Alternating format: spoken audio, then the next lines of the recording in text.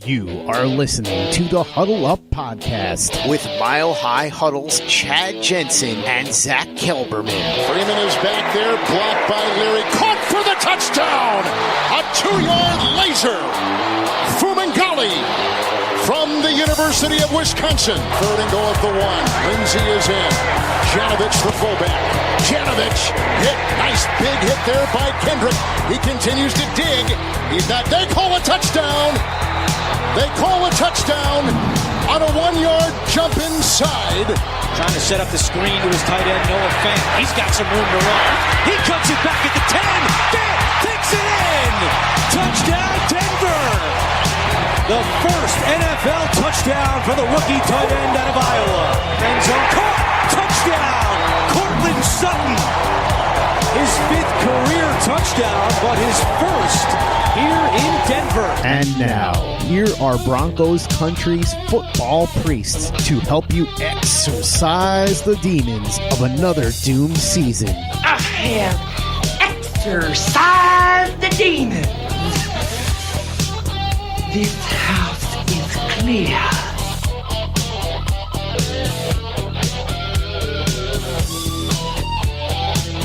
Okay, and we are live. Welcome in, everybody, to the Huddle Up Podcast, presented, as always, by Mile High Huddle. It's powered by Overtime Media. I'm your host, Chad Jensen, and with me, as always, my partner in crime, who you all know, who you all love, Zack Kelberman. Zack, we only briefly touched on this in yesterday's Gut Reaction pod to the Pat Shurmur, Rich Scangarelo news, but it's actually pretty big piece of news as far as the coaching tree, and Fangio's finally sprouting a little branch off of his. Yep. And that is that Brandon Staley, the outside linebackers coach, took the job in L.A. replacing Wade Phillips as defensive coordinator. So the Broncos, Vic Fangio did not block his upward mobility.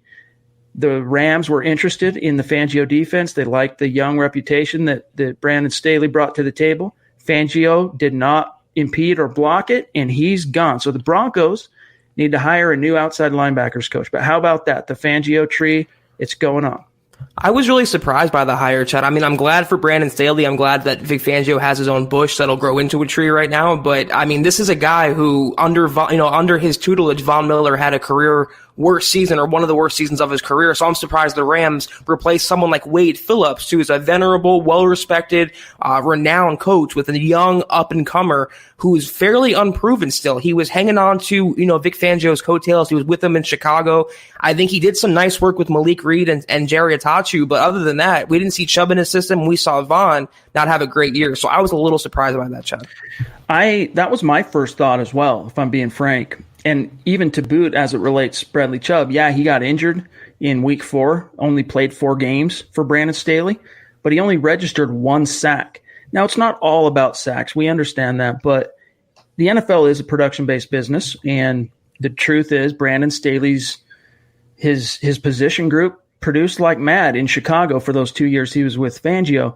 In Denver, not so much. He literally has the distinction of being the position coach to preside over Von Miller's worst year as a pro. Yep. And even Von Miller, look, he's far from being any kind of liability out there. He's still a great player, but just all the different moving parts of the new scheme, the personnel the way it was, new position coach, all combined, the injuries they had as well, all combined and conspired for Von Miller to not have a good year. So it was interesting to see.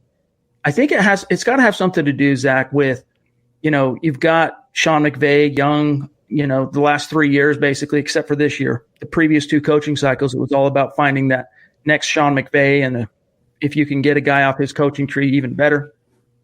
But because he's the young guy, he's the up-and-coming guy, he's the hottest, newest thing, and they kind of balance that with the old Mr. Wade Phillips, right, as defensive coordinator. And I think now he's trying to rebound to the exact opposite of that. Now he's going, well, that kind of flamed out under Wade. Now I want to go as young as I possibly can, enter Brandon Staley.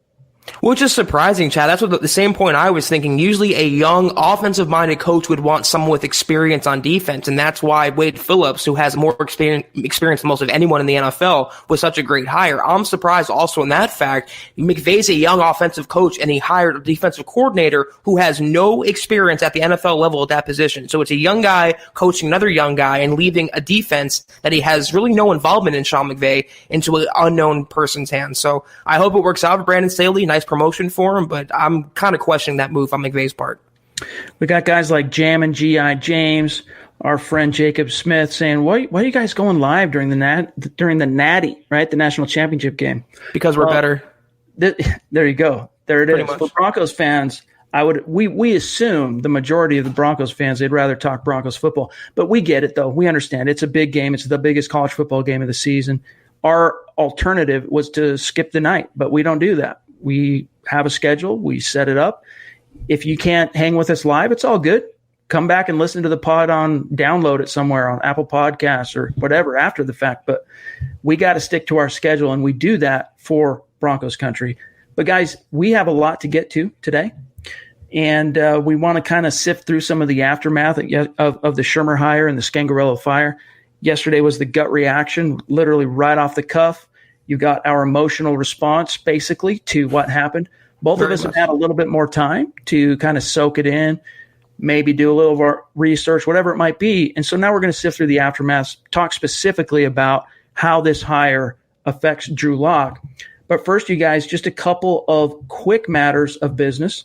Make sure you're following the show on Twitter, at HuddleUpPod on Twitter. That's just simply the best way for you to keep your finger on the pulse of what's happening with the show in real time. And then don't forget to head on over to Apple Podcasts. And if you like what Zach and I are doing, leave us a creative review and a 5-star rating. Great organic way to help the show. This is the Overtime Podcast Network. Whether you're an athlete, a weekend warrior, or someone who deals with constant joint pain, back pain, muscle soreness, or arthritis, finding a natural remedy that instantly works might seem non-existent, not possible, impossible.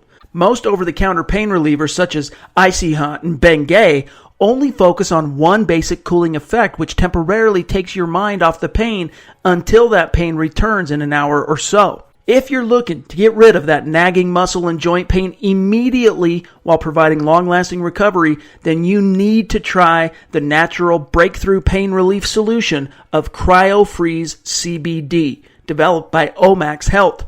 This non-prescription, triple-action pain relief roll-on is especially formulated to block pain receptors, reduce inflammation, and improve muscle and joint flexibility.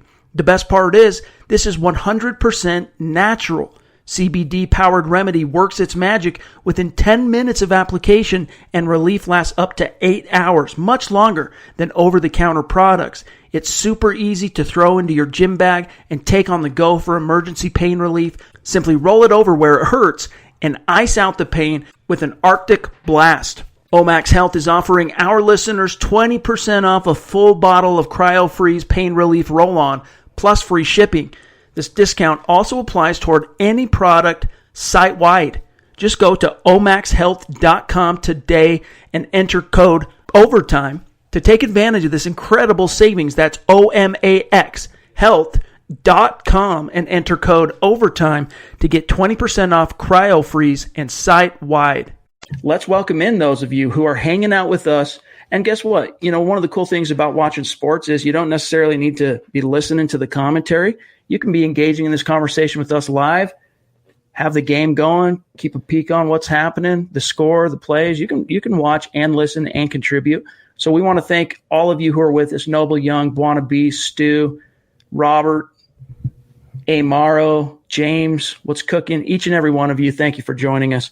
Zach, one day removed from the breaking news, the tectonic, seismic shifting news that the Broncos, really odd timing, but it happened nonetheless, fired Rich Scangarelo and are going with Pat Shurmur. One day to soak it in, one day to marinate on it, work out your hormones. How you feeling? I think I'm feeling mostly the same. I like certain aspects of what Schirmer brings to the table, Chad. I like his quarterback development. I do like his experience in the game. But, we talked about this off air. John DeFilippo just got canned today. If the Broncos would have waited, they could have had a young offensive mind with experience. Now, what we talked about, he doesn't have tenure anywhere. He goes from team to team to team. Schirmer at least has skin in the game. So I don't like the move. I don't like the firing more so than the hiring of Schirmer, but I'm willing to give it a chance. I'm willing to explore what he brings to the table. What I do not like, though, is it effectively means the end of Andy Janovich. He doesn't use a fullback, Chad. He uses a one running back system. So a lot more Philip Lindsay, but a lot of people like Janovich, and you're not going to see much of him, I think, under Schirmer. Yeah, it's one of those things where, the Broncos just barely paid Janovich as well. And I'm sure they'll find ways to work him into this thing. But the majority of that value you're going to get back on the contract, assuming you hold on to Janovich, is going to be on special teams. And he is a really good special teams contributor, as we know from Brock Olivo's time here. The whole 22 Janos quote that will go down in infamy. But yeah, that's a questionable thing. And Amaro, 1983, jumps in, $5 donation on Super Chat. Appreciate you, brother. He says, Zach, after a good night's sleep, you're on the Schirmer side now, right? Haha. Keep up the good work, gentlemen. Hashtag Orange Crush. Like I said, Zach's whole thing, and correct me if I'm wrong here, is that you wanted you wanted the Broncos to kind of go more toward youth, right? And Scangarelo was a step in that direction. It was taking a step closer to the Kyle Shanahan coaching tree, more of the cutting edge of what's happening with the NFL. And literally just from an age, you're an ageist, right? You're from an age perspective, 54-year-old retread who's failed twice as a head coach, who's been modestly successful as an offensive coordinator, was very much in demand. I mean, the Broncos had to compete with the Chicago Bears and the Minnesota Vikings to get his services, but he's a retread. You were hoping if they were going to fire someone and fire a guy and hire someone new, that was going to be more of a fresh face, cutting edge guy, younger guy that can grow into the job. However, that's basically the reason Vic Fangio ended up firing Rich Scangarelo is he wanted a guy with more experience, a guy that was more, had more time on task, right? Calling plays, game planning, etc. You're absolutely right. It's something we talked about yesterday. I'm just personally, and this is my opinion, I'm sure I'm in the minority here, but I don't like retreads, Chad, and I'm scared of the Mike McCoys. That's what I get flashbacks, PTSD moments of the Broncos. And like I said, I dislike the firing of Scangarelo more than I dislike the hiring of Pat Shurmur. To me, it was just very knee-jerk, Chad, to give up on a first-year coordinator, and you're pretty much laying the blame of the entire offense on one guy, when it really was not all one guy. Like, it wasn't just the quarterback. It wasn't just the offensive line. It was a collective disaster at times that led to where the Broncos were on offense. It wasn't just one guy calling plays or one guy whatever. That's why I led to believe it's a little more personal between Fangio and Scangarelo. I just thought it was extremely knee-jerk and impulsive on Elway's part and Fangio's part to dump a young up-and-coming guy who you just plucked from the Kyle Shanahan tree, partly because you feel bad for not hiring Shanahan to begin with and cut him after one season. I just don't know about that, but I'm willing to give Schirmer a chance to show what he's got. I understand what the Broncos want to see, and it all comes down to Drew Lock for me. If he can develop ahead of schedule, Schirmer's the man.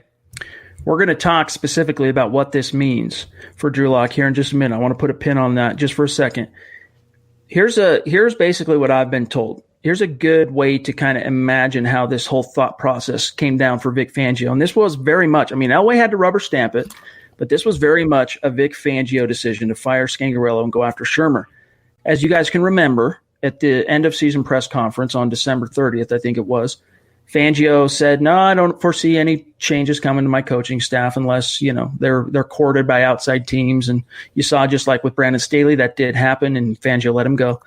But he also said, along with Elway, that one thing they were going to do that was different than years past is they were going to, instead of going right into the evaluation mode of grading the players and the job the coaches did, they were going to back off for a couple weeks and then come back and kind of approach it with fresh eyes.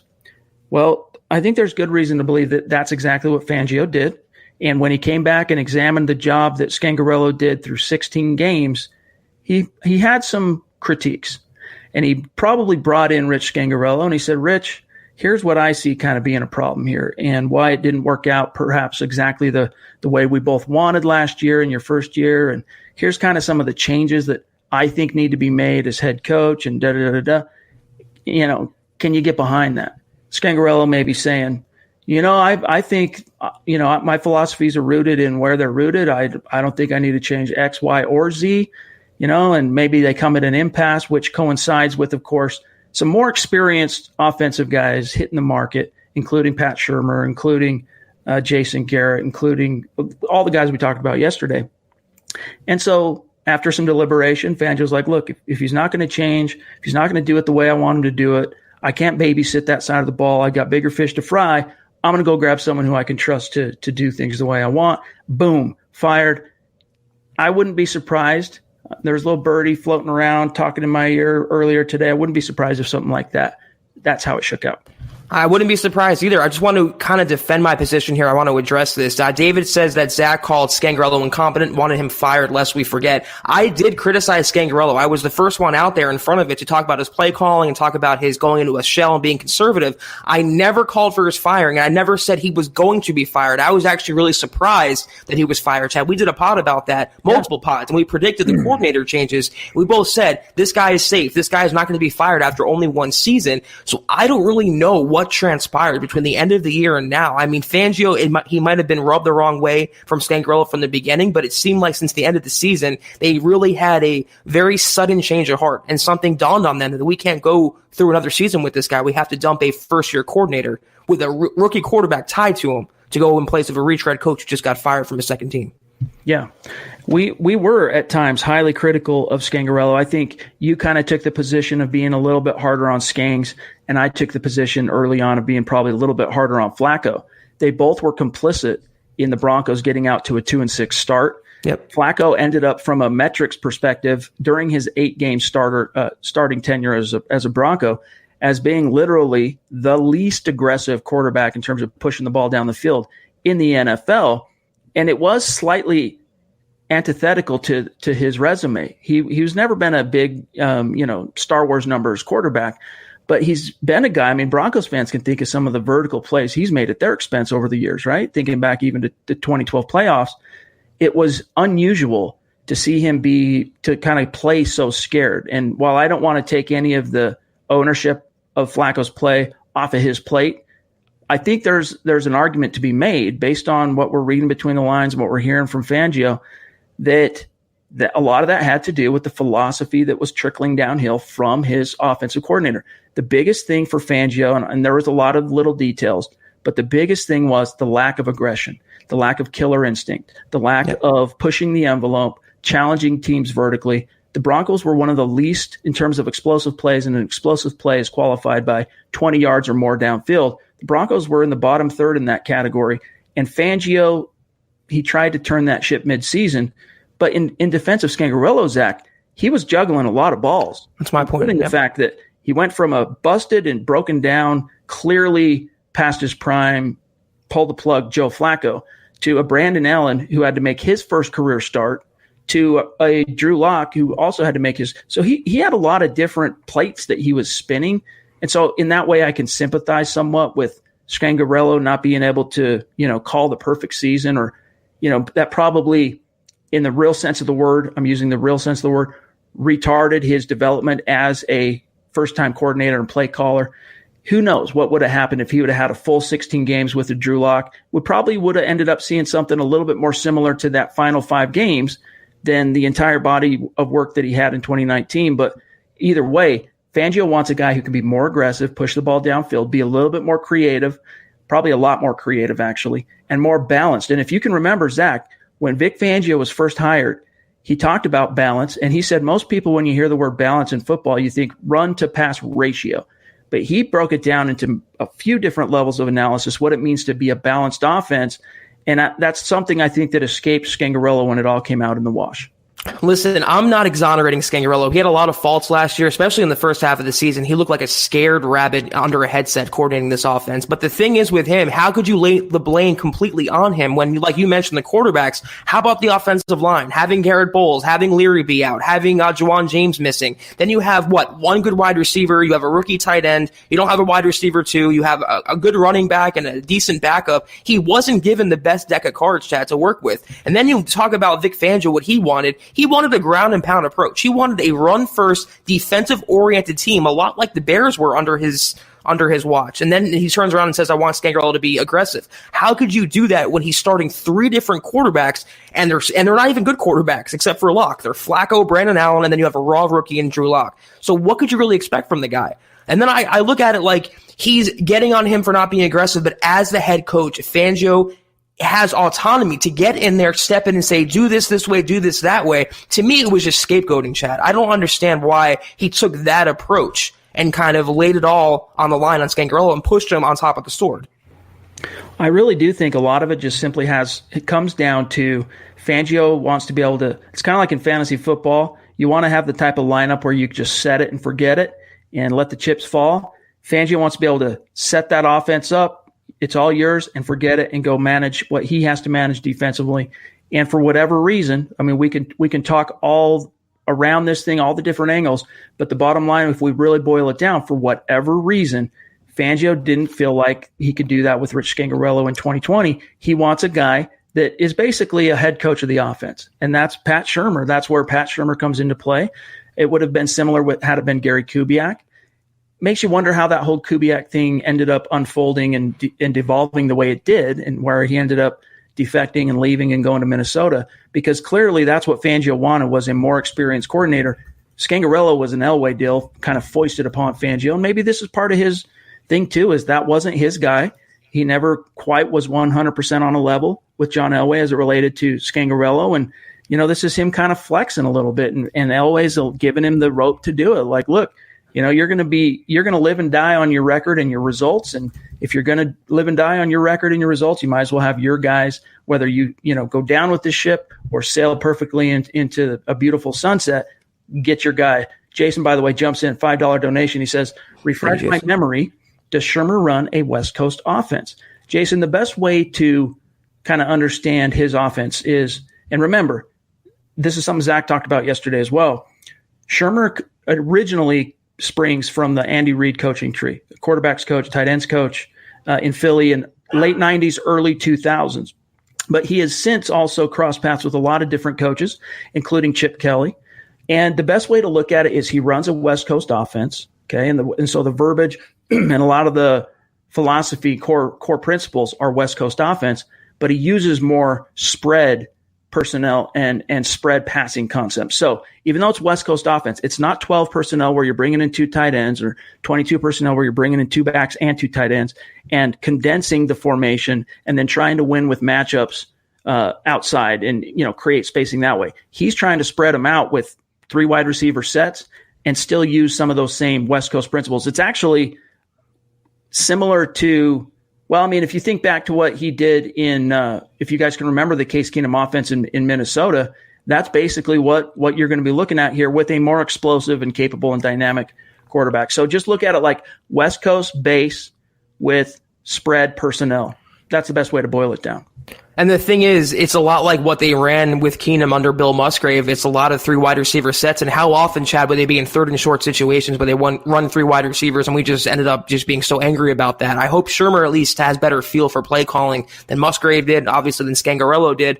But a lot of quick hitters over the middle. He liked to utilize a lot of receivers. They had Benny Fowler, Cody Latimer, a couple Broncos castoffs there. Obviously, Saquon Barkley, they signed Golden Tate. They had some talent on the Giants, but he's I would say a balanced play caller overall. He doesn't really run more than pass. Like he leaned on Saquon a lot. But like Chad said, a lot of 3 wide receiver sets, not a lot of fullbacks. That's why I'm saying if you're a big Jano fan, special teams is where he's going to reside a lot in 2020. This is the Overtime Podcast Network. And it's something to kind of keep an eye on concern-wise, is that he doesn't use a lot of tight end stuff in his passing game. Now, that's no reason to completely give up hope or think that no offense, going to necessarily be neglected, but it's something to keep in mind. Like Evan Ingram, everyone thinks about that huge rookie season that he had, and he did, and he produced quite well for the Giants. But it kind of devolved, trending downhill over time with Pat Shurmur as the play caller. He likes to utilize more of the wide receivers, and he likes to challenge things vertically. He uses a lot of slants. He uses a lot of spacing concepts to create space and separation. So we'll, as we get a little bit deeper into the season, there will be the offseason, I should say, there will be a lot more time and opportunity for us to kind of get into his offense even more. Brian jumps in with a $5 donation. Appreciate you, bro. He says, do you think this changes the outcome for the 2020 season, better or worse? This was something I wrote about today in a column on how this might as well be the time where we unveil this. And also, by the way, Stu jumping in, Super Chat, Stud with a $25 donation. Thank you. On Super Chat. We love you, bro. This column that I had on how the Pat Shurmur hire, what it means, how it affects Drew Lock. And, my basic takeaway, honestly, is that who do you trust? Now, I'm not talking about John Elway here, right? Because we're going on the fifth coordinator in as many years for the Denver Broncos. And you can, for the most part, lay that at the feet of John Elway. However, this was a Vic Fangio decision. That we know, okay? And it comes down to how much do you trust Fangio. Now, going off a 7-9 start, it's not he's not blowing the doors down, but from a competency and from a football acumen and basically trusting that he knows what he's doing and knows what he's talking about, Fangio clearly believed that going with Schirmer over Scangarelo better positions Drew Lock for 2020. And the simplest way is it plays a lot more to Drew Lock's strengths from a strengths perspective. Now, this isn't something that I like to normally do here, but let me just quote from this article that I wrote here. All right, so what did Drew Lock do in college? He was just like the vast majority of all college quarterbacks, Zach, playing from the shotgun.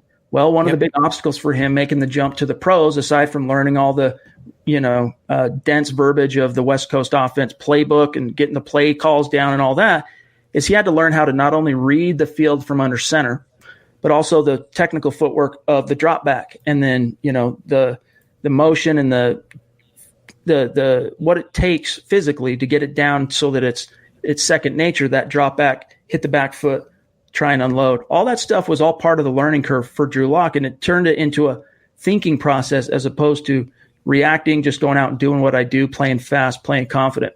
With Pat Shurmur, his offenses over the last couple of years, I think last year, what I read in 2019, the Giants were in the shotgun about 74% of the time. What does that mean for Drew Lock? Well, it's taken him back to his comfort zone. And I don't think that's a bad thing in terms of, it's not that they're going to completely abandon the under center, Zach, but I think it's good for him to go back for the shotgun where he's spent the majority of his quarterback career. It helps him in terms of seeing the field and trusting what he sees from the shotgun pre-snap. And then, of course, a vertical passing game, Zach, that favors a guy like Drew Lock who fancies himself with, the gunslinger mentality and that big arm. So I think with a change to Schirmer, what Fangio's telegraphing is that he does believe it gives the Broncos a better chance to maximize Drew Lock. And hopefully, it's going to take a slight step backward for him to learn the system, but it's so that he can take a quantum leap forward in 2020. Whether it works out that way remains to be seen. I'm optimistic, though, just based on the type of results Schirmer's gotten from quarterbacks he's worked with in the past. I mean, yeah, history is definitely on his side there. And the Broncos, I'll give them credit. They were wise to target Schirmer for that reason because he uses a lot of shotgun, and Locke is most comfortable there. He proved he can play under center, too, with the Broncos last year, Chad, but under center is his wheelhouse. So that should benefit him, specifically his arm and the play calling down the field. I think Schirmer will be good in that regard, but the Broncos want to see, I guess, more consistency in the first and second half. They want to see a 16-minute game plan that doesn't deviate, doesn't go into a shell, steps on opponents' throats, and is really aggressive. I think Schirmer has demonstrated he can be that type of coordinator, but how he meshes with Locke, it remains to be seen. We don't know whether he's going to be good or bad yet. It's all guessing at this point. It's all conjecture. But I think if he can just mold his strengths to Locke and not make Locke mold his strengths to the system, that'll be a good marriage. Right. I mean, the key is you want the athlete and the talent that is Drew Lock to just get out there on the field and be himself, play fast, play loose, play confident, and doing so out of the shotgun and around a scheme, as you said, that's designed to play to his strengths. I think it's more up Schirmer's alley to figure out a way to maximize Locke than Scangarelo, who was kind of going off marching orders from Elway, which is, this is the scheme that we believe in. Let's fit Drew Lock to this under center thing, similar to what they tried to do with Paxton Lynch, only Drew Lock actually had what it took between the ears to try and have the discipline to learn it and apply it and become proficient. It wasn't perfect, but I think he attacked that particular obstacle as a rookie with aplomb. It came out in the wash. I mean, again, not perfect was his footwork dropping back from under center, and he wasn't perfect in reading the field pre-snap, but 4-1 speaks for itself in terms of how it came out in the wash. Terry says, by the way, with a $5 donation, appreciate you, Terry. Hey, guys, can you please stop answering my questions while I'm typing? LOL. Awesome, as always. We appreciate you, Terry. Let's jump down here to our friend, I believe it was Black Knight. Let me find it. Yep, there he is. Jumps in, $5 donation. Thanks, brother. He says, I went and read Eric Trickle's article about our new offensive coordinator, and it made me wonder this. Do you think we target wide receiver in free agency and offensive needs in the draft? So I think you're saying, as opposed to going for Henry Ruggs at pick 15 or Laviska Shenault at 15, you get that wide receiver in free agency, but you still fill offensive needs in the draft. I think that's what you're saying, Black Knight. Zach, your take. I think, regardless, they were going to prioritize the offense this offseason, Chad. But I think the hiring of Schirmer indicates to me, maybe I'm reading too much into it, but they're really going to put an onus on the offense this year. I would not want the Broncos, though, to find their wide receiver 2 on the open market. I want them to draft that guy, whether it's Ruggs, whether it's Shenault, whether it's, Rager. I just want a capable young wide receiver in this offense who can take the top off for Drew Lock. If they can pair that with the talent they have already with Lindsey, Fant, Sutton, this will be a dynamic offense. But I think a majority of their needs, regardless of the coordinator, were going to come through the draft. Elway's hit on 2 in a row now. I think he's feeling himself more. I think he knows the way to build is from within. And it was always a plan to me, Chad. Josh says, is it concerning that the hire hasn't been made official yet? What's the holdup? I'm just curious. The holdup is any negotiating points in what he wants from a money perspective overall, how the money is paid out overall. I mean, these things are sticking points that have to be ironed out. It takes a little time, but he's agreed to it in principle. So the deal is there. It's just a matter of hammering out the details, and it usually does take a little bit of time. But as of 6:42 on Monday evening, I still have not received a press release from the Broncos announcing the hire. So it's still technically in the wind, which is why it said agreed in principle, nothing official yet. It hasn't been made official yet. We don't want to count these chickens necessarily before they've hatched, Zach, but it would be usually, the last time I can think of off the top of my head of a coach agreeing to a deal in principle with the team and then backing out and doing something else was Josh McDaniels with the Colts last year. So I wouldn't worry too much about it.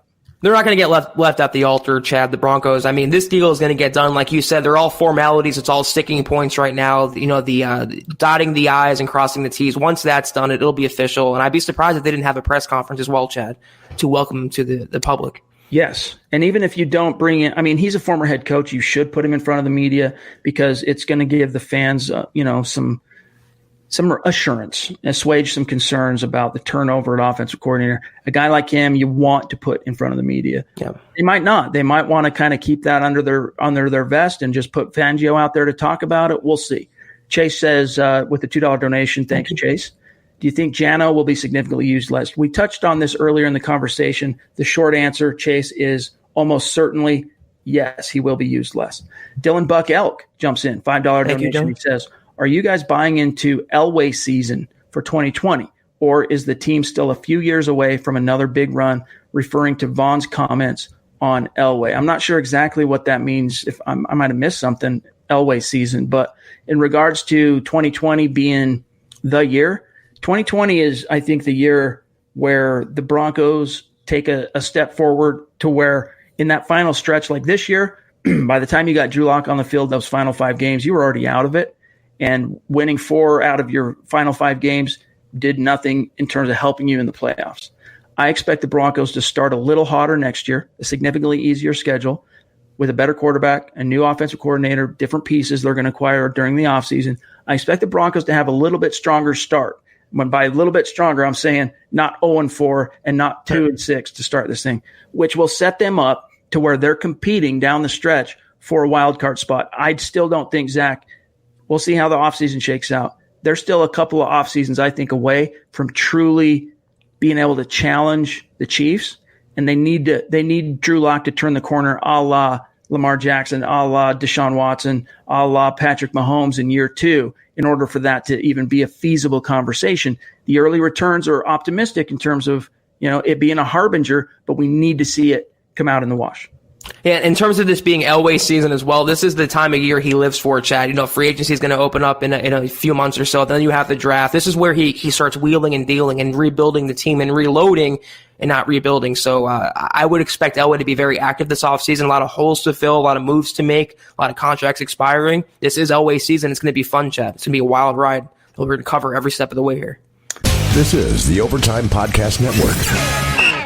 Brian jumps in. We got time for one or two more, and then you guys, it's national championship game all night long for you. Brian Greenfield, $5 donation, says, guess it's do you believe in Fangio? Yeah, I guess it's do you believe in Fangio, Skangs, or Elway more? And that's part that, you can boil it down to that. I'm a little bit, at this stage from a coaching perspective, especially on the offensive side, Zach, I'm always going to be a little bit more skeptical on any move Elway makes, just because outside of Gary Kubiak, outside of Adam Gase, the last 4 years, just about every offensive coaching decision Elway has been the impetus for has not worked out. So let's see if a different tact can get a different result, a different perspective. It being Fangio making this decision can bring in a different result.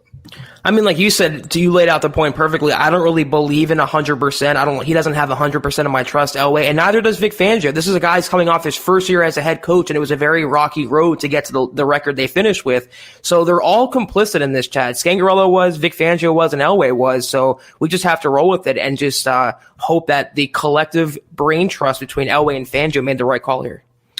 Harry jumps in, $5 donation on Super Chat. Thank you, Harry. How do you see Schirmer utilizing Andrew Beck if he doesn't incorporate fullbacks much or tight ends? Is Beck done for, or will he get a chance at tight end? The Broncos are still going to have to roster tight ends. Don't get us wrong. I mean, they're going to still carry at least 3 tight ends on this roster next year. It's just a question of usage. Beyond Noah Fant, if your name is not Noah Fant, you're probably not going to have much of an involvement in Schirmer's offense. That's just the way it's probably going to be. Yeah, it's not like they're going to have no catches, Chad, between the group this year. They're going to still use their tight ends, but just a lot less. And like Chad said, if Noah Fant is definitely the only one that can escape with some production this year, but the Fumagalis and the Jake Butts and the Austin Forts and the Becks, they're going to be wanting in this system for sure. Christy jumps in with a $5 donation on Super Chat. We love you. Thanks, Christy, one of our superstars on Super Chat. It means a ton. One or two more here, and then we will hop on off. Mark says, the way Zach went off last night, he's definitely Perna, and it's definitely an adjective. Definitely an adjective. And Chad is nothing but gangsta. Hashtag Chad and Zach, my boys, Orange Crush. We've been called worse, Chad. With the $5 donation, Mark, that means a lot. So the gut reaction, Zach. It's all about the gut reaction. It's instant analysis, instant reaction, and we always look forward to those gut reactions. But I think the more measured take that comes the next day in the aftermath pod, whether it's the day after a game, day after a big news, big signing, big firing, whatever it might be, is a little bit more in line with how we really feel at the end of the day. I mean, like anything else, it's just on emotion at that point, Chad. I mean, you asked me to react to something, you as well, right after it happens, and you just get the pure from the gut feelings about that. I'm not going to back down. I say what I say from the heart, and I mean what I say. I don't just spitball. I don't blow smoke. That's how I felt at that point in time. And you know what? I'm willing to give Schirmer the opportunity. I'm willing to say I was wrong on this hire, like I was wrong about Scangarelo's firing, because right now I have my reservations. Last one, guys, and then we got to wish you a good evening. Let you get back to the championship game. Nick says, are there any new updates on Chris Harris? I'm scared if he leaves that we've created a new hole that wasn't there or isn't there now. The latest on Chris Harris, we have an article up at milehighhuddle.com if you want to go read it for a little bit more in-depth analysis on the topic. He appeared on the Rich Eisen show last week and was quite candid. I shouldn't say quite candid. He was his typical self. He's boisterous and very confident and cocky at times. But he said that the newsworthy aspects of his conversation with Rich Eisen is that everything's cool with him and Elway. He says, Elway's my dog. That they talked quite a bit throughout the entire 2019 calendar year, that Elway, when he initially held out, because he saw the Broncos throwing money at two corners, Kareem Jackson and Bryce Callahan. Of course, Kareem ended up being moved to safety. But when he saw that, basically, he was like, well, where do I stand with the team? Because I'm in a contract year. Thus, he held out. And then Elway, they started talking. Elway helped him understand why the team hasn't rolled out the red carpet for him. And at least he understands it now, according to him. And the last thing, Zach, actually two things he said, is that the Broncos, a return to Denver is still very much a possibility, according to Chris Harris Jr. But he also was asked about playing for the Kansas City Chiefs, which, eat your heart out if you're a Broncos fan. That's the last thing you want to see happen. And being that he has ties to Kansas from his time in college, he said, look, I've got a following there, and, they're a great team, and I don't see why that wouldn't be a fit. So just hope that the Kansas City Chiefs don't go out there trying to throw max money at Chris Harris Jr. I don't think they will with the problems they have of their own, but we'll see. I mean, if they want to overpay him $13, $15 million a year, that'd be doing the Broncos a favor, Chad. Chris Harris Jr. just changed agents. He's posturing at this point, whether he talks about coming back to Denver or going to Kansas City. He is posturing. He wants to get paid. He literally admitted this last year when the Broncos gave him a $3 million bump. He wants to be among the highest paid cornerbacks. He's not going to get that contract in Denver. It would suck if he went to the Chiefs, but if they want to overpay and ruin their cap for a cornerback who I think is past his prime now, more power to him. Our friend Trick Lessons, I might have this service we use to stream. I'm trying to find it here. Oh, here it is. Nope, there it is. Bear with me one sec, Trick Lessons. Somehow I blazed past it. There's so many questions and comments today. Bear with me, bro. There it is. $5 donation. Appreciate you, my friend. He says, what do you think about moving Bowles to guard? I actually think he's an okay lineman, just not a blindside blocker. It's something that Broncos fans are going to kind of romanticize forever, I think, the idea of, he's such a physical and nasty player, moving him inside to guard where he's not on an island as much, and the kick slide and speed rushers aren't the same consideration. The Broncos, though, Zach, they simply just don't view him that way. In other words, I wouldn't be necessarily opposed to it on its face, Zach, but the Broncos, it's not in their wheelhouse. They like him at tackle, and that's where he's going to stay.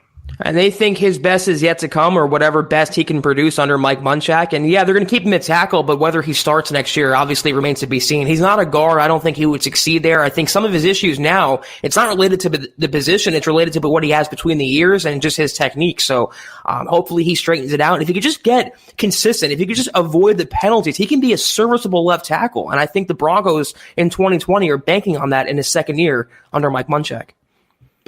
All right, guys, thank you so much to each and every one of you for joining us live. A few hundred people in real time on Facebook, a few hundred people in real time on YouTube, sharing your Monday evening while the national championship game is going on with us. We really appreciate it, and thanks for making it a great conversation. As always, you guys are as much a part of this show as Zach and I are. Ever since we took this into a live podcast, you guys are just as much a part of this as us. And we look forward to these conversations each and every day. So thank you for joining us. Special thanks also to our Super Chat superstars. You guys are the best. But guys, that's got to do it for today's episode of the Huddle Up Podcast. As always, make sure you're following the show on Twitter at Huddle Up Pod.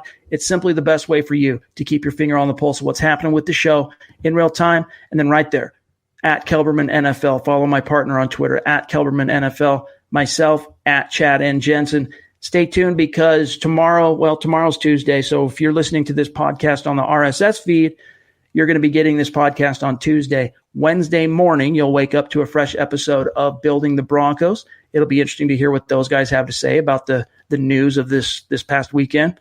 And then we'll be back Wednesday night with a fresh episode of this show, 6 p.m. Mountain, 8 p.m. Eastern. Until then, Zach, my brother, have a good start to your week. You as well. Hopefully when we return, Chad, maybe McMahon will get fired. Has something more to talk about. Yeah, we'll see. We can't rule anything out now with Fangio. That we know. Yep. Anyway, thanks again, guys, for joining us. I'm Chad Jensen for Zack Kelberman. We will talk to you on Wednesday night, 6 p.m. Mountain, 8 p.m. Eastern. You've been listening to the Huddle Up Podcast. Join Broncos Country's deep divers at milehighhuddle.com to keep the conversation going.